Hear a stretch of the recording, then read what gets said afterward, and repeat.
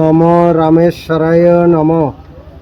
মর্যাদা পুরুষোত্তম ভগবান শ্রী শ্রী রামচন্দ্রের জন্মোৎসব উদযাপন 2025। এই রামকোট তীর্থধাম বাংলাদেশের মধ্যে তিনটে তীর্থধাম আছে। তীর্থধামের মধ্যে রাম রাজার কোল শ্রী শ্রী রামকোট তীর্থধাম ঐতিহাসিক নামে পরিচিত। এবং এখানে এই যে মেলায় আজ থেকে 5 দিন ব্যাপী এই মেলা হবে। এই মেলার মধ্যে হাজার হাজার মানুষের সমাগম হবে। এখানে আমাদের এই মেলার মধ্যে বহু সনাতনী সম্প্রদায় ভক্তবৃন্দরা আগমন করবে এবং ওনাদের খাবার প্রসাদের আয়োজন আছে।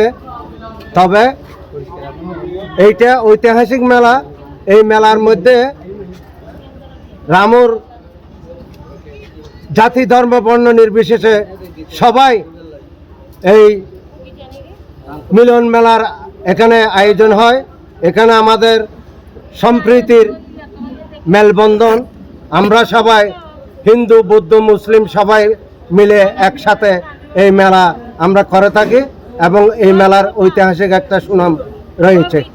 এটা হচ্ছে আমাদের সত্যযুগের রাম সীতা এই যে পঞ্চবটী বন রামুর ঐতিহ্যবাহী। আজ থেকে 2800 সাল আগে রাম সীতা এই পঞ্চবটী বনে এসে ওনারা এখানে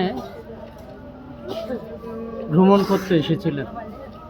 সেই থেকে আদৌ পর্যন্ত এই রামুতে এই রামকোট তীর্থধামে প্রতি বছর হাজারো মানুষের সমাগম নিয়ে এবং হাজার হতে হতে এখন লাখো মানুষের সমাগম হয়। রামনবমী বেলায় এখানে শিব দর্শন হয়, রাম সীতার পূজা হয়, নারায়ণের পূজা হয় এবং বাসন্তী দেবীর পূজা হয়। সেই থেকে 5 দিন ব্যাপী এই উৎসবটা, পুরো 5 দিন ব্যাপী এই উৎসবটা বছরকা বছর চলে আসছে। হাজারো মানুষের সমাগমের মাধ্যমে, লাখো মানুষের সমাগমের মাধ্যমে আমাদের কক্সবাজার জেলা এবং দক্ষিণ পূর্ব এশিয়ায় এই রামকোট তীর্থধাম হচ্ছে খুব পরিচিত।